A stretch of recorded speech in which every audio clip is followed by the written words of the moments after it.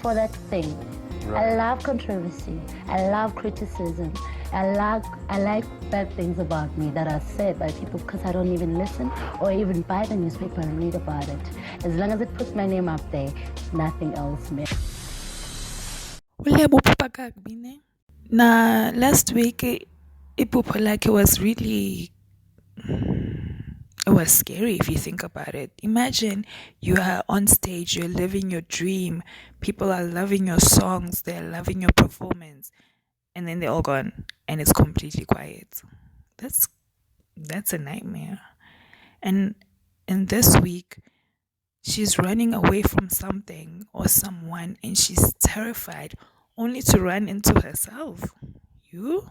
Episode 2 opens up with Miles from Rhythm City and Mom Katie, and they're having their baby christened in their house. And you can already tell that something's up because Miles is so judgmental. He's not with this whole christening at all. Baptism. Yomtana, okay? And Umam Kit is so happy. Umam Kit is ecstatic. She's happy that her daughter is being christened. And Miles is not and he's not interested and he's very judgmental. The looks that he's giving her, he's judgmental. And that scene really made me ask whose baby did they steal? Like Umam Kit because Miles is really not about it. Miles is really not happy that there's a baby in the house. Or in fact, this particular baby is in the house. Like he's very skeptical about this whole situation. You can tell Balumdana is not their child. I'm convinced they stole labor from someone. Wanoki surprise. Nimebepi. Where did you steal this child for you to say Wanoki surprise? There's no way. The previous review, I was so sure. That Unobomi is LEBO Mathosa's mother because logic would dictate that everyone that we see in these episodes, they are related to LEBO in some way, shape, or form, or they have played a huge role in her life. So, in the previous episode, when it kept jumping back to Unobomi and her journey to Joburg, I honestly thought that was LEBO Mathosa's mother. And I'm still holding on. I'm still holding on to that. But I am skeptical now. Let me tell you why I'm skeptical. I'm skeptical because now I feel like maybe all of those scenes with Unobomi and her husband are actually happening around the same time that LEBO's solo career is starting and not in 1970 something like I initially thought it was. And I'm only saying that because she found her way back in PE. She went all the way to Joburg and then went back to PE. I'm so confused. I don't understand. We finally get to see Bahumi in this episode, and she actually looks really good. Yani, she looks very young. She looks younger than what she is. What I'm trying to figure out is what are the triggers for the flashbacks? Because it's clearly a flashback, or they don't know how to tell good stories.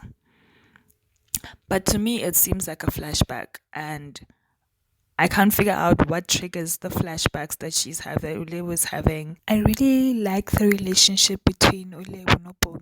There's something about it that seems very, very sweet and strong at the same time, and extremely protective. Especially Uponge. She's very protective of our label. There was a scene when Upongi found out that Utemba has been the one who was selling label secrets to the tabloids. And she took care of him. Well, as best she could anyway. And who would have thought? I mean, I didn't see it coming that Temba was the one who was sending Lebo's secrets to the tabloids this whole time. Inyoka nyani. And he's the reason why her previous record label found out that she's going solo before she even had a chance to mention it. And Utemba was such a sweet talker. He said things like, when they were toasting at the bar, we're going to toast to the most talented solo artist of our generation. Why are the men in Lebo's life betraying her? And it's the men that she keeps the closest to her. In the previous episode, episode 1, we found out that her producer, Alex, was the one who was there the day that she signed over the rights to her songs so that the record label could cash in royalties. And in this episode, we find out that Utemba uyinyoka. All this time, Utemba was pretending to be on her side, pretending to be in her corner, being the shoulder that she cries on, dicking her down, all while he's turning around and going to the papers with her secrets. And then he says to Lebu, you're the best headline. Can you imagine? Let's talk about Lebu's unhealthy coping mechanisms. Every time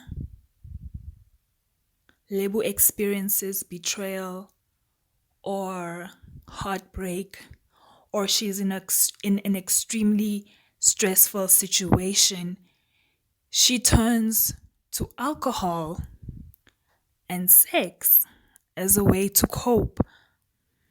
And for those that don't know, coping mechanisms are strategies that people often use to face stress or trauma, or to help them manage painful or difficult emotions. They help people adjust to stressful events while maintaining their emotional well-being. Lebu's coping mechanisms were very unhealthy. The binge drinking was definitely a form of self-harming. And the fact that she would have sex to feel something pleasurable, to feel something nice, to feel good, and not to face the emotion or to work through the issues that she's dealing with, or to find ways to solve her problems.